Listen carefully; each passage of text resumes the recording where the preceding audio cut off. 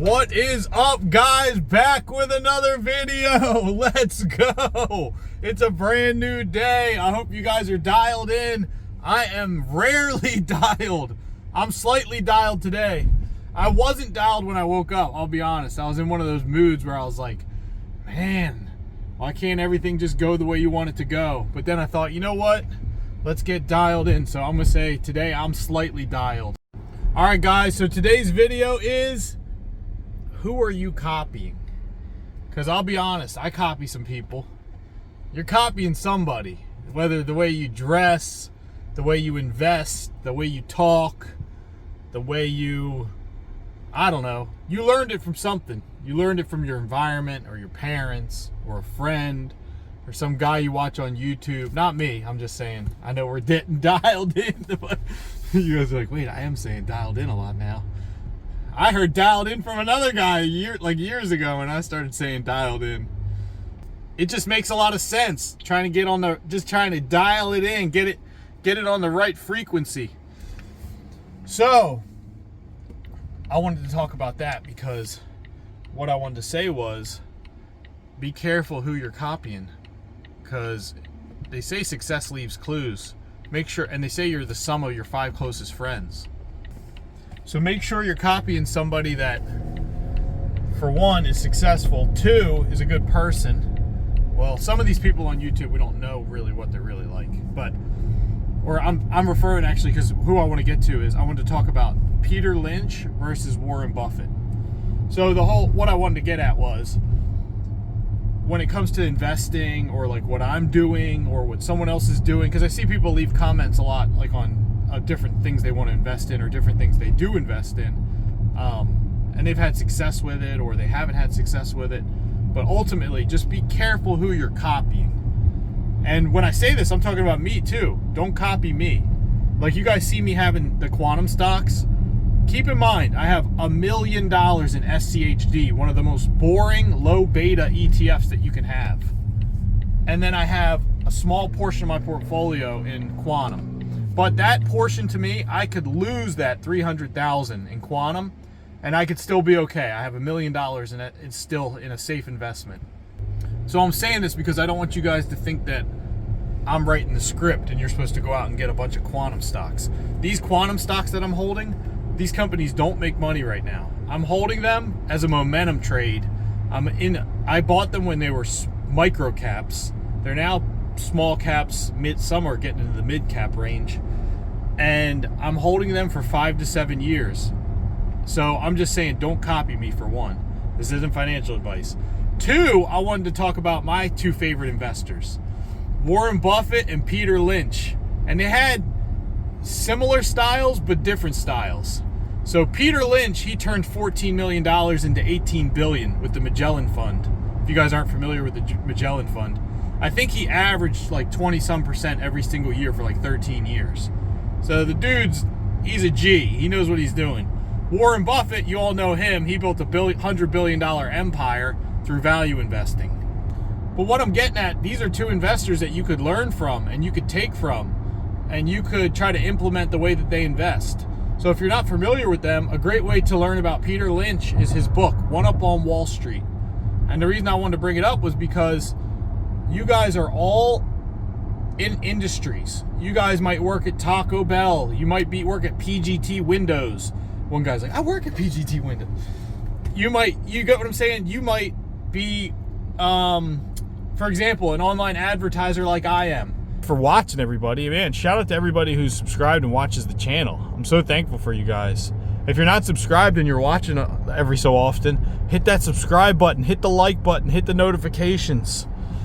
Get me dialed in. Come on, let's get dialed in. So, first I'm starting with Peter Lynch. So Peter Lynch, I like Peter Lynch a lot. He just seems like a good dude. I don't know a lot about him, but my neighbor actually worked with him at Fidelity, and she told me she's like, yeah, I've worked with him, I've been in meetings with him. I was like, wow, that's pretty cool. I never thought I'd be like interested in, I wouldn't be saying that guy's pretty cool because he's an investor. When I was younger, I never thought I'd say that, but these are the people that I watch videos of and listen to. I'm not listening to Drake. I'm not watching a Drake interview. Do you know what I mean? I'm watching these guys. So Peter Lynch, what I liked about him is that he's like the average Joe's investor. Because you know what he tells you to do? He says everybody has an edge. That's why his book's called One Up on Wall Street. Everybody has an edge. They just don't realize it. Like he said, the average person, they'll go and invest in like textile stocks, but they work in the insurance industry. You're sitting right now with something right in front of you that you can invest in, that, or you know of a company or something that you have one up on somebody else. And I'll give you what mine is right now, I think. So just a little backstory. You guys know that I do e-commerce and I have like an online brand and stuff. So this person pulled up to the drive-thru, dumped the coffee, and rolled out. Good morning. Welcome to Starbucks. This is Ellie. What can I get started for you? Hi, can I have a grande Pike Place with cream and 3 stevia? Of course. What else are you having? And a cup of water, and that's it. All right. Sounds good. Go ahead and pull around. Thank you. Up here, okay? Okay, so got the coffee coming. With e-commerce, I see things. A lot of times I'll give you an example of some of the things I noticed before they happened, and then I saw how the stocks followed. So one of them was I saw Shopify launch Shopify Balance. And I noticed, wow, Shopify internally has Shopify Capital. They have Shopify Balance, which is like a bank account basically with kickbacks, like you get extra return on marketing spend. Then I noticed when the iOS 14 update happened, I noticed Shopify quickly launched their conversion API to connect with Facebook. I just noticed things and I thought, man, I'm buying Shopify stock. I remember that Shopify had the internal letter that was sent out to all of its merchants saying that Shopify Plus prices were going to increase. That's the membership. And then again, I thought, man, I'm buying Shopify. So I did. I bought lots of Shopify stock over the years and I did really well with it. I recently sold out of it only because I changed my strategy, because I started listening to Peter Lynch too much and Manish Babrai, who's Charlie Munger's little protege. Shout out to Manish Babrai. I don't even know if I'm saying your name right, but I've sent him emails and stuff and talked back and forth with him. He's a nice guy, actually. So I'll explain my current investing strategy if anyone's new to the channel. And this is not the blueprint. Don't copy me. I'm just giving you guys, I just take a lot of information. I listen to a lot of audiobooks. I watch a lot of videos. I compile it all into one thing and I make my own informed decision. And I don't have it. I might take some, success leaves clues. I'll take little pieces from people, but I don't copy their blueprint. Do you get what I'm saying? Mine's original, but it's like a transformer I took a bunch of transformers and put them into one. You know, now we're the super transformer.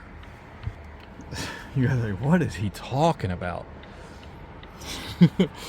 Exactly. Don't take my advice.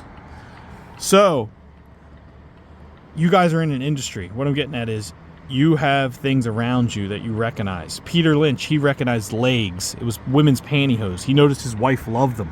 Then he started seeing how they had, I don't know if you guys remember them in the 90s, they had like an egg-shaped thing and they were like on the end cap at the grocery store. They were on like a cardboard stand, like the egg things, you open them up and there's pantyhose in them. They were called legs. And they were so popular, he noticed it. So he went all in on it. He noticed La Quinta hotels. He stayed at a La Quinta hotel and he was like, man, this place is freaking nice, dude. Like that's the way that he invested. But he had some strict things that he followed. So if you guys ever want to, like, for fun, figure out how to use Peter Lynch's criteria, there's a website called valueinvesting.io. Not a lot of people know about it. It's kind of a small site. But they have a Peter Lynch calculator on there, so you could plug in any stock ticker you want. I don't think it's free. Maybe you can do the first 3 for free.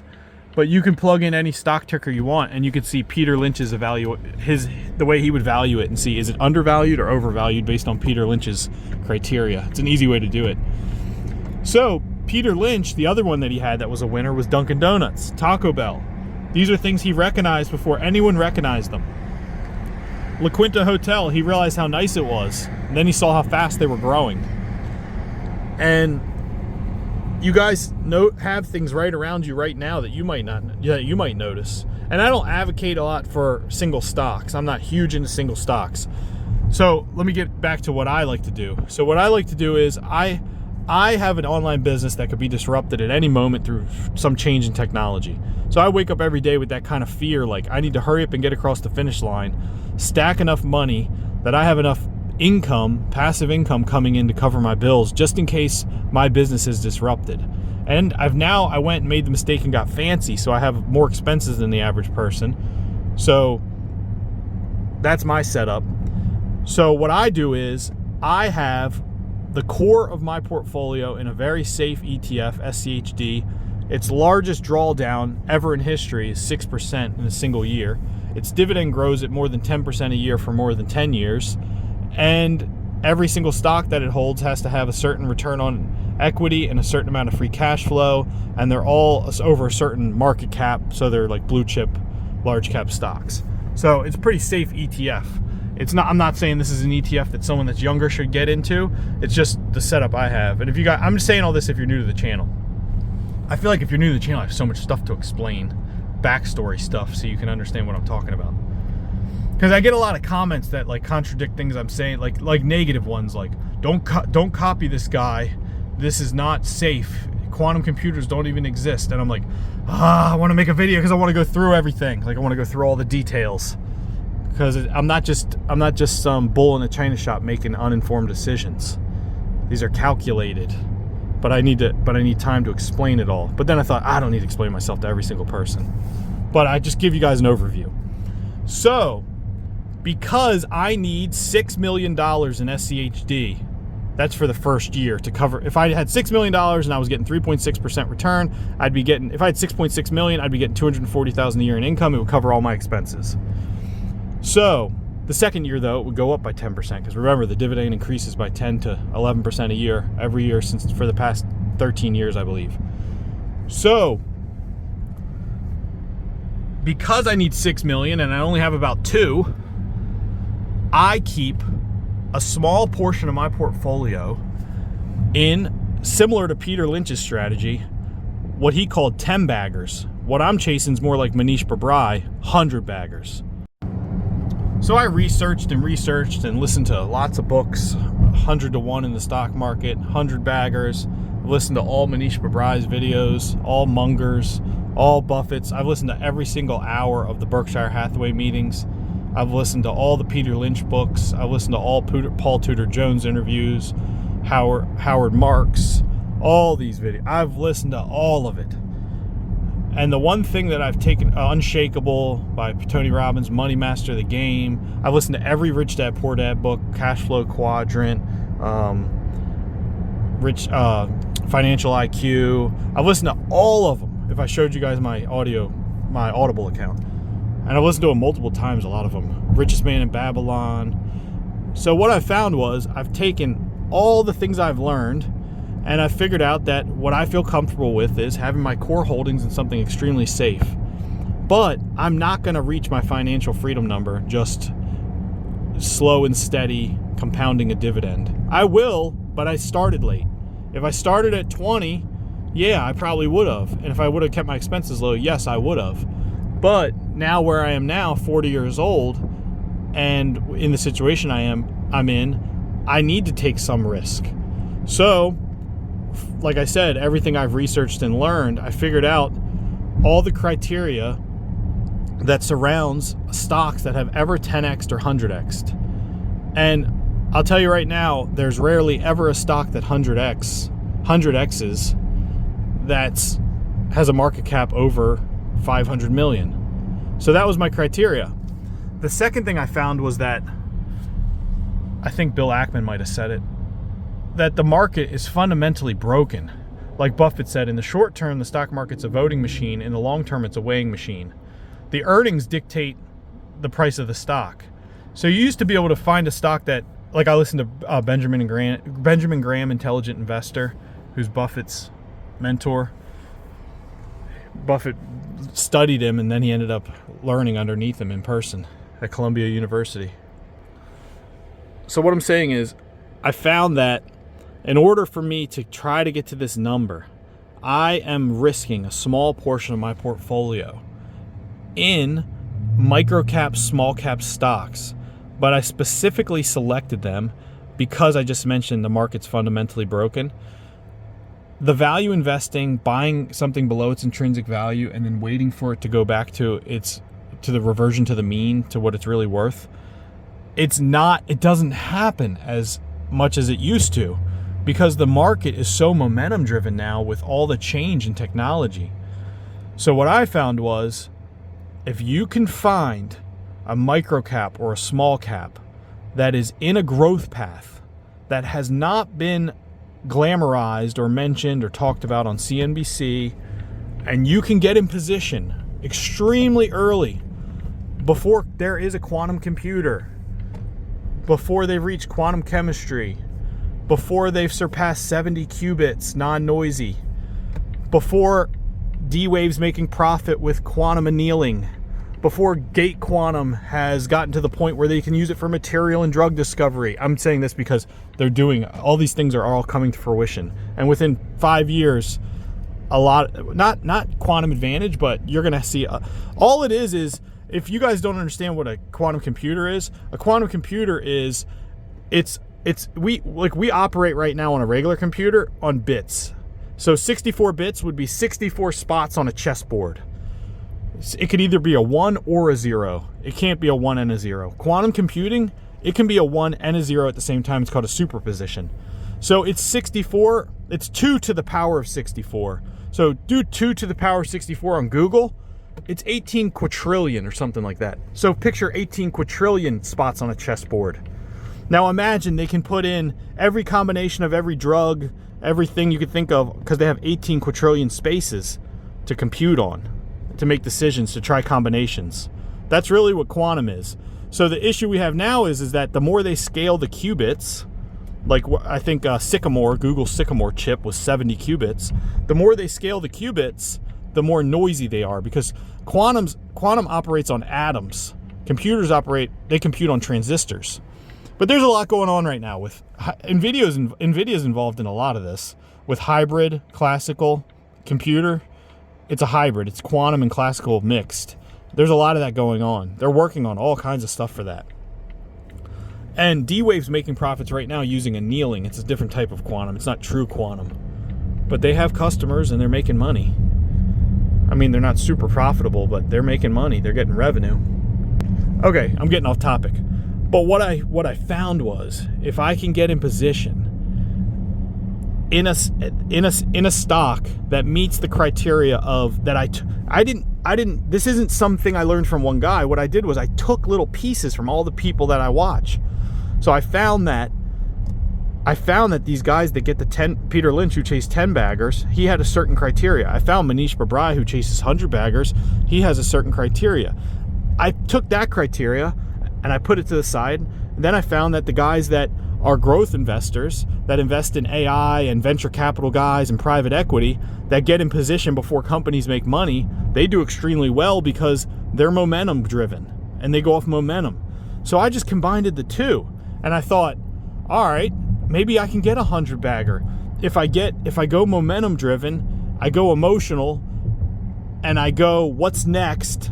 I, like Gretzky said, skate where the puck's going, not where it is. I skate to where I get set up where the puck's going before anybody's there, and that's what I did. So I'm saying, because some people are hating on me, saying like, don't follow this guy buying quantum computers don't exist. So I'm trying to explain why I did what I did. I didn't just do it like yeah, I'm buying some quantum and crypto, bro. So I got in position. I put 20,000 in Rigetti, D-Wave, and IonQ, and it went to 600K. I'm not saying it's going to happen again. It happened because Google announced its chip, the stuff it had going on with its chip. So when that happened with Sycamore, it skyrocketed. And so I took the money out, and I banked it, and then I got 100K in each one still, because I think when they reach more qubits that are non-noisy, or there's any kind of small breakthrough, the market cap is going to go nutty. I'm not saying it's not going to drop a ton right now. Over time, it's when there's no news or anything, it's going to trickle back down. It might go below what it was. But I'm just saying, this is a theory. Don't copy me. This isn't financial advice. I'm just explaining why I did it, why I got into the quantum. So that small portion of my portfolio is in quantum. And that's the reason why. It's my Hail Mary. It's my go long. We're going for the end zone. There's a chance he might not catch it. But if he does, we're going to win the Super Bowl. Mom, we did it. You get what I'm saying? So that for me, if I lose it all, I lose it all. But guess what? I feel like you guys are doing the same thing, playing around in crypto. I have some cryptocurrency. So I'm just saying, my crypto and my quantum is my little Hail Mary. But the majority of my portfolio is in something extremely safe. So a guy left a comment this morning. He said, man, I'm chasing 10 baggers, not 100 baggers. But that's what I'm saying. They say shoot for the moon, and you might, or shoot for the stars and you might hit the moon. It's better to aim high and miss than to aim low and hit and get stuck and go nowhere. So all I'm saying is, hate on me. Haters gonna hate. Hate the player, or hate the game, don't hate the player. Or no, I said that wrong. Hate the player, don't hate the game. I forget which one's right. I'm making it pretty obvious. You guys should not listen to me. But I want to get back to Peter Lynch and Warren Buffett. This might be a long video. Because first I want to give the little backstory of my strategy and how I invest. Because my 100-bagger side, mixed with the momentum-driven speculation, growth investing, that's my little weird combo for my quantum. That's how I came up with that idea. And then my other side of my investing style is Buffett. So I've got a little Lynch, a little Buffett. That's why I wanted to make this video. Because I wanted to say, who are you copying? Because I'm not copying some guy on YouTube. I'm not saying about you guys copying me, but I'm saying I'm not watching some guy on YouTube and just taking his advice.